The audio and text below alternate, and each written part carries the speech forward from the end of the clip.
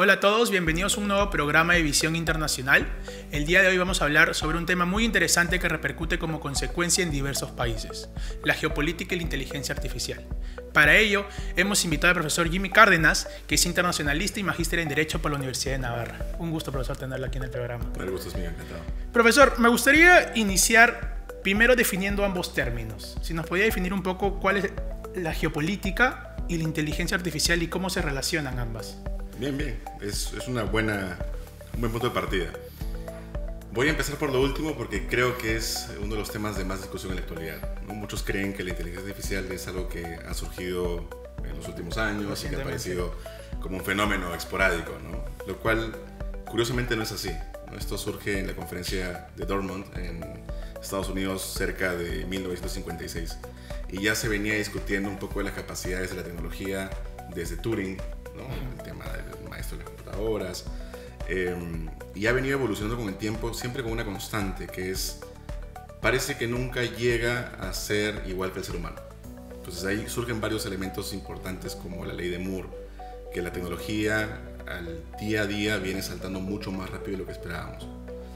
Acelera, evoluciona. Acelera muchísimo, ¿no? Por ejemplo, pensemos en 10 años atrás, era casi impensable la capacidad que tendríamos con supercomputadoras como hoy el día de hoy. Solo para hacer una correlación interesante, ¿no? Justo hace unas semanas atrás conversaba con un profesor de Washington que me estaba comentando de que ya Estados Unidos tenía algunas bases de supercomputadoras, de computadoras cuánticas, que estaban compitiendo justo con China. Claro. Porque China también tiene un gran flujo de modelos de computadoras cuánticas. IBM, por ejemplo, tiene una estructura funcional, pero existen varios tipos. Y me decía, una computadora normal para craquear los sistemas de seguridad de un banco, hoy hablando de ciberseguridad, le podría tardar 1.000.000 de años. Una computadora de escritorio. Normal. Por eso es segurísimo. Te dice, no, es imposible que llegue a moderarlo. Una supercomputadora, como estas que ocupan un cuarto entero, les tomaría cerca de 10.000 años. Y dicen, bueno, sigue siendo seguro. Una computadora cuántica puede hacer eso en 8 segundos. O sea, mucho más rápido. Entonces, es un salto que naturalmente todavía no se sabe cómo utilizar bien, cómo se incorpora, pero a nivel computacional, ¿no? A nivel de procesamiento numérico, que es básicamente cómo funcionan las claves de seguridad, porque son números impares que van dando el código de seguridad, es algo que nunca antes habíamos visto. Entonces, la IA tiene esta misma característica. La IA ha saltado en la década de los 70 con una base importante, ya se utilizaba. Con la década de los 2000 ya es mucho más frecuente, pero tiene una lógica en especial que es cuesta menos. Y hemos pasado a una economía de datos. El mundo hoy por hoy tiene una economía de datos muy latente. Entonces, cada vez escuchamos más como Deep Learning, Machine Learning, Big Data. Es toda la información que nos rodea, recopilada, utilizada, ¿no? A través de cálculos matemáticos. Porque esto es lo más interesante. A veces la gente piensa que la IA es algo mágico, que, oye, está siendo consciente de lo que me dice y funciona como el ser humano, que funciona por causalidad. Yo te digo algo y tú me respondes. Las computadoras, al funcionar como una dinámica numérica, algorítmica, funcionan por correlación.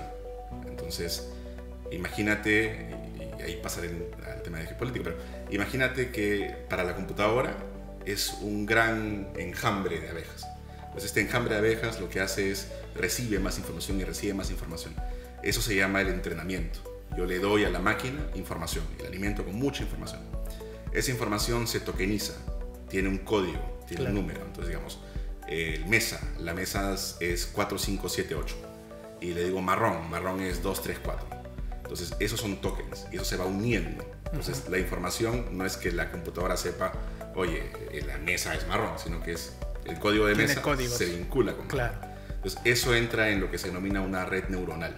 Entonces, toda esa red neuronal es todo un grupo de información tokenizada y que yo consulto. Entonces, cada vez que yo le pida, ¿no? Digamos, hoy por hoy que está muy de moda el ChatGPT, que se utiliza Sage, que se utilizan una serie de motores que son chatbots, ¿no? Son chatbots de una IA, no es la IA como tal. Lo que hacen es, yo le digo, explícame por qué la mesa es redonda y de color marrón. Esos parámetros tokenizados lo que hacen es ingresar a la red neuronal y vincularse por correlación. Y te dan la información. Depende de la información que ellos tienen y van acumulando, que se les está otorgando con el tiempo, ¿verdad? Sí. Por ejemplo, no sé, hay algo interesante que se discute un poco en filosofía, que es cómo piensa el ser humano, ¿no? Y hay vertientes que son el computacionalismo y el funcionalismo, que discuten la computadora llega a pensar, ¿no? Entonces dicen, lo que hace la computadora es computar y lo que hace la persona es pensar. Sí. Entonces, ¿se parece? Entonces, yo si te pregunto, ¿no? Tú que ves la mesa, ¿cómo sabes que es una mesa? Bueno, porque nosotros mismos ya lo sabemos, la imagen viene en la cabeza. Tú me dices mesa, la imagen viene, como piscina, tú sabes que es una piscina. ¿Pero eres capaz de identificarla por el contexto? Podría decir que sí, porque normalmente unas mesas son redondas, cuadriculadas o de madera, entonces sabemos un poco las características de estas Sí, dos. sirve para poner cosas, ¿no? Puede apoyar los sistemas, ¿no? Entonces, eso que parece algo que naturalmente hacemos, hay una diferencia en la forma de identificación, que es el significado y el significante.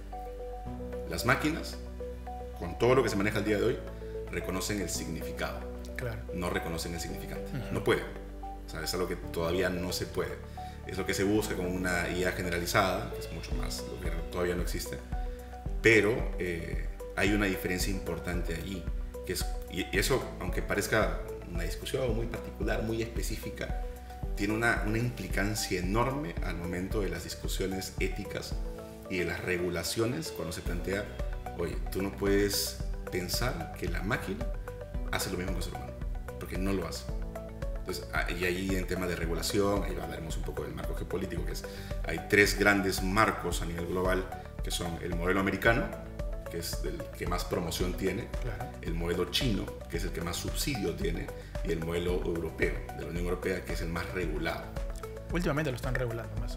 Sí, hace unas 2 semanas, aproximadamente a comienzos de junio, se aprobó la regulación que fue desarrollada en el año 2019. Es el marco europeo a nivel de desarrollo normativo, es el más avanzado al día de hoy. Y ahí voy con el tema geopolítico. ¿Por qué? Porque en términos geopolíticos siempre van a existir ciertos condicionantes, la idea de Hobbes, ¿no? De la dinámica del poder, de dónde se origina el poder. Y van a haber ciertas distinciones claras, desde la ubicación geográfica, desde los elementos que tienen. Por ejemplo, para ti, ¿por qué Estados Unidos tiene poder? Siempre dicen que para ser, por ejemplo, la potencia mundial tienes que tener control sobre varias vertientes, ¿no? Militar, cultural, política, social. Sin embargo, justo a ese aspecto ya me estoy arraigando.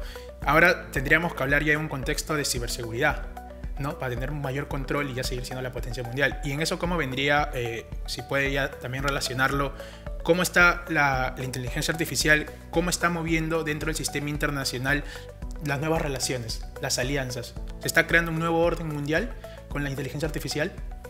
Es un punto interesante. ¿Por qué? El poder, como lo discutíamos en el tema de Hobbes, tiene que ver mucho con la influencia. Entonces, lo que sucede el día de hoy con la globalización es que la tecnología forma parte de todo. Lo que hacemos. Todo lo que hacemos está rodeado de tecnología. O sea, este mismo estudio tiene una serie de elementos que están rodeados de tecnología.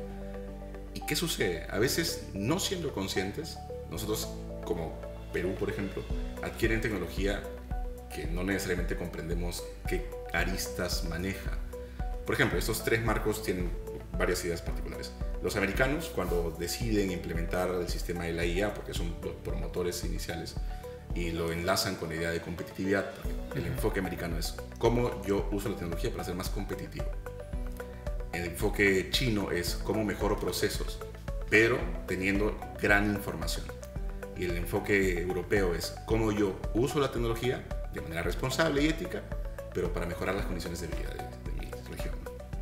Esto que parecen elementos muy particulares tiene que ver con ¿y yo a quién le compro? El Perú hace unos meses acaba de aprobar una ley en la que busca promover la IA. Y es interesante porque el Congreso ha hecho un planteamiento interesante, ¿no? Sin embargo, ¿a quién le compras los sistemas? ¿Qué tipo de información utilizas? Hace poco se hablaba en lo de la toma de Lima, vamos a poner cámaras con inteligencia artificial. Excelente. Para la tecnología existe. reconocer, claro. El Perú no tiene una normativa fuerte sobre protección de datos digitales. No la tiene. Si no, miren cómo, por ejemplo, te llaman por teléfono constantemente ofreciéndote cosas. Claro. Hay una y que supuestamente ya se había prohibido. Que se había prohibido, ¿no? Entonces, eso ocurre y con datos biométricos. ¿Qué pasa cuando yo tengo tus datos faciales, tus huellas digitales? Puedes hacer cualquier cosa. Puedo hacer lo que sea. Claro, banco, acceder, hasta ahora por la misma cuando entras a tu banca móvil del banco, tranquilamente tú con tu rostro puedes entrar y tienes acceso a todo. Pues eso que parece muy pequeñito, te pongo un caso muy específico que fue la pandemia. China, durante la pandemia, tuvo varios motores de seguimiento de personas, usando IA. Entonces, tengo varias cámaras, puedo monitorear a las personas, saber con quién se reúnen, cuándo se reúnen, qué consumen, qué compran, cuándo salen. Y se propuso esa misma tecnología a Italia y se le propuso también a países como España, que eran los puntos más débiles en la pandemia en Europa. Pero ya para el año 2016, la Unión Europea había aprobado el Reglamento General de Datos, y lo cual era GDP, que hacía de que, oye, ¿dónde voy a almacenar esta información? ¿Quién la va a manejar? ¿Cuáles son los fines? ¿Se mantiene el anonimato? ¿Cuáles son los derechos digitales de las personas? Algo que en el Perú, cuando dices cuáles son tus derechos digitales, probablemente no sea algo que todos sepan, ¿no? Claro. Entonces, eso realmente en términos de manejo de información en una economía de datos es muy peligroso. Por eso es que ustedes probablemente han escuchado, ¿no? Elon Musk salió a decir, oye, hay que parar un poquito lo que estamos avanzando, ¿no? El ex CEO de Google también salió, oye, vamos a bajarle un poco el ritmo porque todavía estamos avanzando con tecnología que no somos capaces de regular. Entonces, ¿cómo otra vez se centra esto en términos geopolíticos? Porque el tipo de tecnología que sale, que se origina y que se desarrolla, aún al día de hoy no tiene topes muy sólidos. El mismo marco regulatorio de la Unión Europea, que propone muchos mecanismos de control, seguimiento y monitoreo, no tiene la capacidad de aplicarse de forma real. No te parece que no es muy estable ese pareceros. Es normal, cuando aparece algo nuevo, hemos visto a lo largo de la historia que empieza una norma y la norma se va mejorando con el paso del tiempo, sino que lo que estamos viendo es que ahora la inteligencia artificial estás avanzando tan rápido que yo ya hice algo y el próximo año sale algo más que ya supera la norma misma. Cierto. Por ejemplo, no sé si has escuchado de estos, se habla mucho en las dinámicas de redes sociales, pero yo con IA soy capaz de deepfake, tomar tu rostro, tomar tu voz, ¿no? Claro, tomar sí, tu gesticulación, y puedo hacer un video en el cual tú digas lo que yo quiera decir. Ajá. Y es algo muy peligroso. Y es algo muy peligroso, ¿no? ¿Qué pasa si es una persona que tiene influencia, que es una persona que tiene repercusiones en dinámicas sociales, en un conflicto, en una pelea? ¿Qué pasa si yo soy capaz de alterar? Y esto me pareció muy interesante, lo vi en un proyecto de la ENIA, que es la Estrategia Nacional de Inteligencia Artificial en España, y ellos mismos habían hecho un proceso para medir si es que era factible cambiar la opinión de un pueblo. O sea, que yo genere condicionantes, que yo genere nodos en los municipios, en las universidades, en los colegios, en los grupos de consulta general de la población, y logre convencerlos de que ellos piensen algo distinto a lo que originalmente pensaban. Claro, ese tipo de instrumento puede hasta hacer que los conflictos sociales se incrementen hasta en guerras. Podrías hablar de ingeniería social en ese caso. Sí, podríamos hablar hasta que tal vez en un futuro, por ejemplo, si John Biden dice algo de China que tal vez es muy fuerte, tal vez se puede tratar una guerra, y tal vez Biden nunca lo dijo, pero lo dijo este instrumento de inteligencia artificial. Incluso yo te diría, en esa reflexión en particular, cuando la persona no es consciente de esa información, tiene mucho más riesgos. Otra vez, el pueblo, por ejemplo, dijo, yo no deseo que se genere un edificio de 50 pisos en la ciudad, porque tengo diversas razones fundamentadas, bien argumentadas, que no lo quiero hacer. Pero yo soy capaz de, con estos nodos de información que tú consultas, que tú validas información, porque usualmente las personas validan la información, dicen, ¿por qué creo lo que creo? ¿No? Yo puedo hacer cambiarte de opinión. Entonces, obviamente, ¿dónde entra la IA en este caso? ¿Dónde entran los datos en este caso?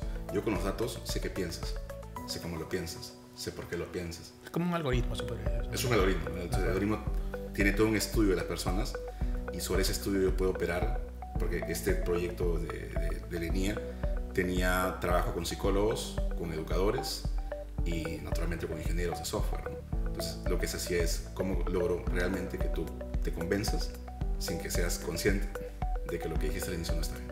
Y es un poco peligroso, por ejemplo, también hasta en las mismas redes sociales, si estás viendo un video, te va a aparecer ese video, y a veces te va a aparecer como que reflexiones buenas, como que reflexiones malas. Por ejemplo, la vez pasada que estaba en redes sociales, había una persona que salió del terrorismo, que supuestamente era una lucha armada, todos esos aspectos, y hay mucha gente que no conoce, y a veces los más jóvenes son los más vulnerables a estos temas, a caer en una falsa información, en los fake news, por ejemplo. Ciertamente. Entonces, sobre ese marco que estamos hablando, sobre ¿cómo podría ser entonces los desafíos de la comunidad internacional frente a esto, y cómo debería ser para abordarse? Creo que es una excelente pregunta. Para empezar, el sistema internacional al día de hoy no tiene ninguna normativa específica de ningún tipo sobre el manejo de nuevas tecnologías. Se ha discutido, sí, se ha planteado que es un problema, ciertamente. El problema es que no se pueden poner de acuerdo. Y esto tiene una razón lógica, porque a veces cuando pensamos, y esto entra más a derecho administrativo, pero cuando pensamos en regulación, se nos ocurre una sola idea, ¿no? Es proteger. Protegemos a los demás. Sin embargo, para países como China, para países como Estados Unidos, regulación tiene otra connotación. Tiene una connotación que es limitación. Cuando yo te regulo, empresa, cuando yo te regulo Estado, yo te limito hasta dónde puedes innovar. Pues eso cuesta. Y para un Estado que está, aquí hay un tema social que es, sociedades como la americana son más eager al riesgo, ¿no? Buscan más exponerse al riesgo.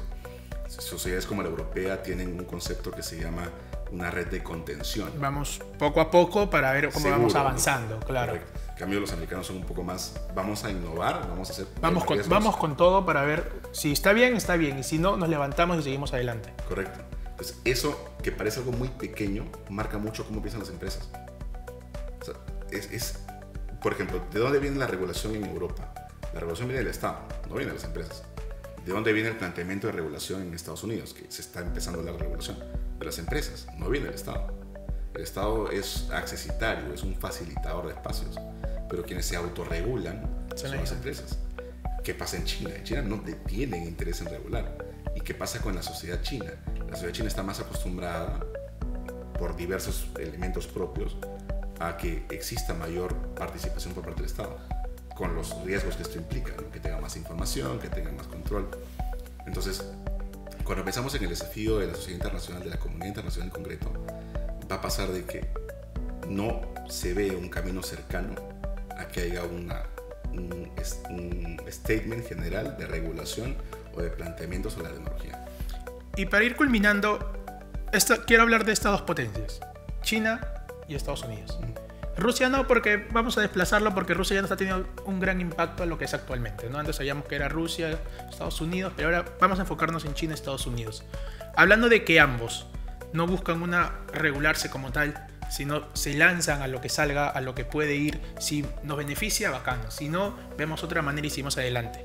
¿Cuál es, cómo podríamos decir, la inteligencia artificial, cómo está jugando e impactando en las relaciones entre ambos países?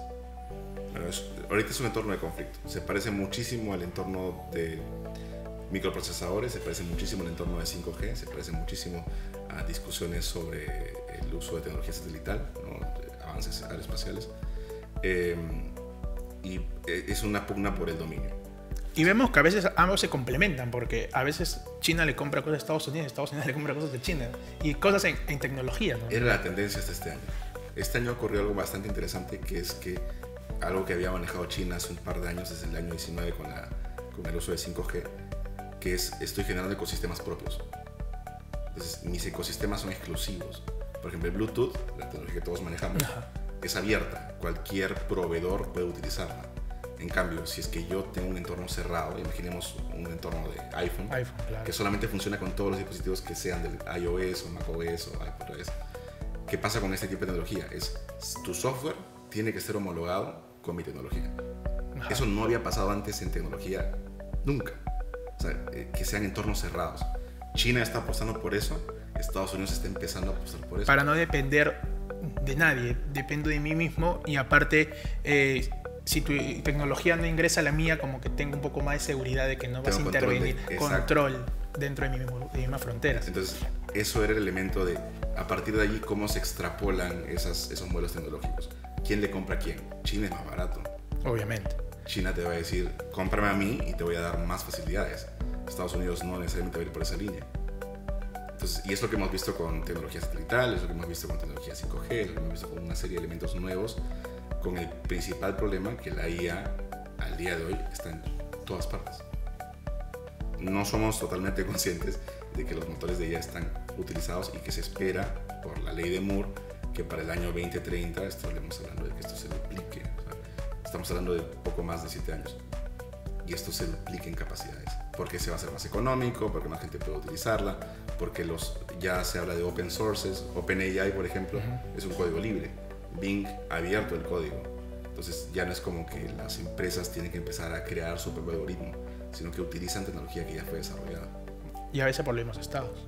Y a veces por los mismos estados. Y esto va a generar nuevas connotaciones de ciberseguridad, elementos, por ejemplo, alguna preocupación grande que lo veía en el Pacto Verde Europeo, que es excelente porque la IA te permite hacer muchas cosas, pero nadie está hablándote del enorme consumo energético que tiene.